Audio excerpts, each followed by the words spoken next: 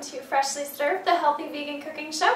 I'm Heather, and tonight we are making a miso glazed tempeh and bok choy dish, and it's going to be served over soba noodles, which are buckwheat noodles. And mine come in a package that has a little wrapper around it. Usually one of these is perfect for a meal for two. We're going to start by cooking these noodles because they take a little bit of time. What you're going to do is take your noodles into a pot and add water. Now notice the fact that I haven't filled this pot up with water. I've just put enough to start softening those noodles. I'm going to add just a pinch of sea salt to help things cook along.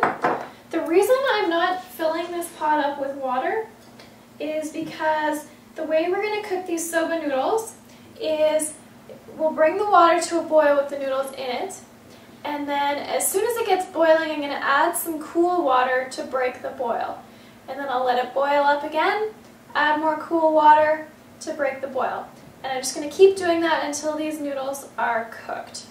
The reason we do it is this is the way that the grain in the noodle is going to cook properly. If it's a whole grain, this is the best way to do it.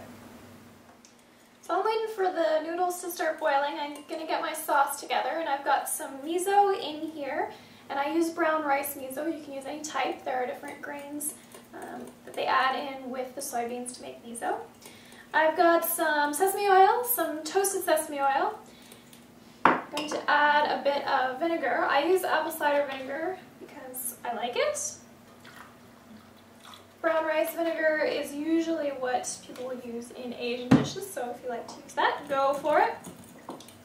Stir that all together, and then the last ingredient to make this a glaze, you need some type of sweetener.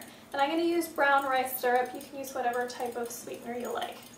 You don't need too much, just enough to make it glaze. So we've got quite the boil going on here. I'll just add enough cool water to stop it from boiling. A little more. Turn it down a little bit because we don't need to keep it boiling that hard. What happens is the whole grains cook when the water is coming up to the boil, but when they're at the boil, if you leave it there, that's when they start to get sticky. I'll keep an eye on my noodles. I've got them switched over to the back burner. Anytime they come up to a boil, I'll just add water to break it and keep doing that until the noodles are cooked. In the meantime, I've got my pan heated here nicely, and I'm going to stick with the same oil that's in my sauce, which is sesame oil. Use the untoasted here. The toasted is quite flavorful, and if you put too much, it'll be pretty overpowering. So I'm going to saute the garlic and then the ginger, just soften them up a bit. Garlic, ginger, and then green onions for a couple minutes. And then next I'm going to add the bok choy, which has a green top and a white stalk. And it kind of looks like celery, but it doesn't taste like celery. It doesn't have the same bitterness. It's actually kind of sweet.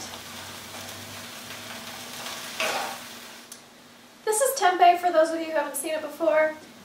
Thin, kind of looks like a hamburger patty, eh? Anyway, I'm just going to cube it, and I get a brand that's made locally where I live. Whatever you can find is probably good. I prefer tempeh to tofu because it is much more easily digested by our bodies because it's a fermented soybean. So when they ferment the soybean, it breaks down some of the proteins, makes it much easier for us to digest. So give that a stir around. This doesn't need to cook. The tempeh is already cooked. It's just nice to get it hot with the rest of the meal. My soba noodles are done back here, so I'm going to drain them. And you can do whatever you like here.